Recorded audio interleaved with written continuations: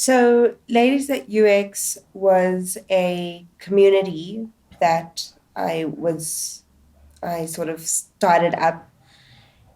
It, however, fell under a sort of larger global brand. So, Mm. Ladies at UX is a brand that exists across the world, and they've got a number of different chapters um, in various cities that have their Mm-hmm. own different Ladies at UX chapters, they called it. Mm-hmm. Um, and the purpose of the organization and their work was really to find ways to upskill and support women in the UX industry. Mm-hmm. So, so we were wanting to be a part of this organization, this global organization of people, understanding what are the challenges that they are facing, women in particular, what are the things that they're doing in their spaces to address those issues and bring those things here. Mm-hmm. And so I think Ladies at UX started up in 2017, and we ran as sort of a meetup where we hosted monthly workshops each month with really good speakers and workshops and very interactive learning Yeah. methods. Mm-hmm. Yeah, so that was back then. We were running just once a month, and we chose a topic. We focused on the topic. We taught it to people, and we taught it really well as well. Mm-hmm. Um, I'm intrigued. You said the content and chapters came from more of the global brand. And then, when you guys started the South African branch, you kind of appropriated it to South Africa.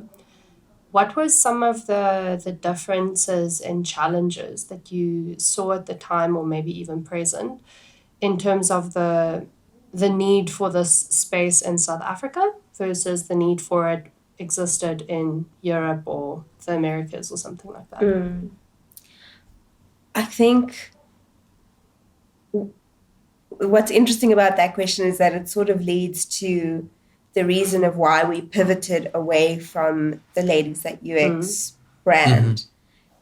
Um, so that was the whole vision behind running one of their chapters. Mm-hmm. However, in reality, they didn't quite have that network or support going. So we didn't actually we weren't able to communicate with the other chapters. We Nobody in the Slack channels would talk or share things. So it was really a bit of a waste. And what we then struggled with in addition was that we couldn't open like a bank account for sponsorship being under the Mm. brand of someone else.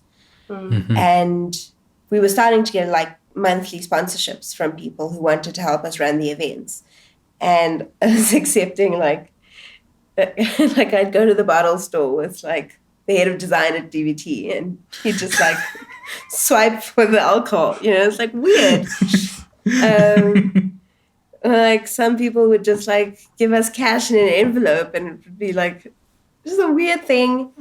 And I I didn't know what to do with it. And I didn't want anyone to actually accept money on behalf of an organization into their own personal accounts Yeah. either.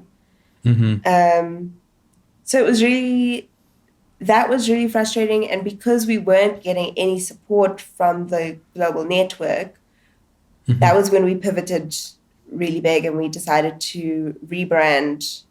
Um, and that developed into She Can Do. Okay. And Mm-hmm. when you say we, who's the we?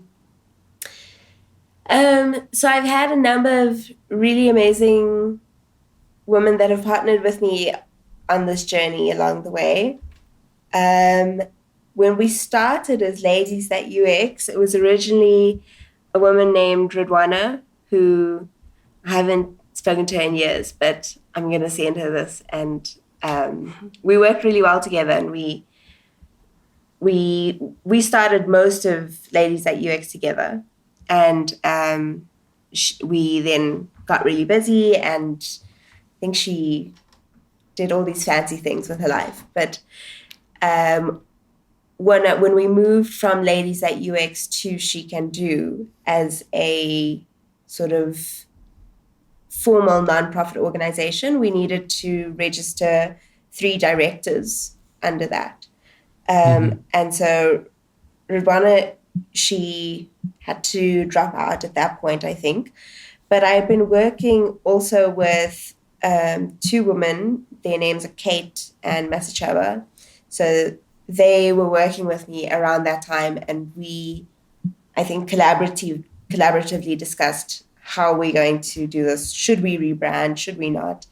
And we did. And so we signed the papers together.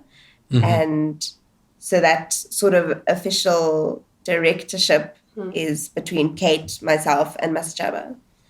And yeah, I mean, we all have really different backgrounds, which is cool. Or not different backgrounds, actually, just different networks. So Kate is the head of research at Make Rain, an agency.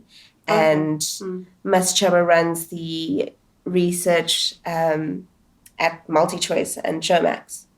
And then, I mean, I'm at ABSA, so it's cool. Nice.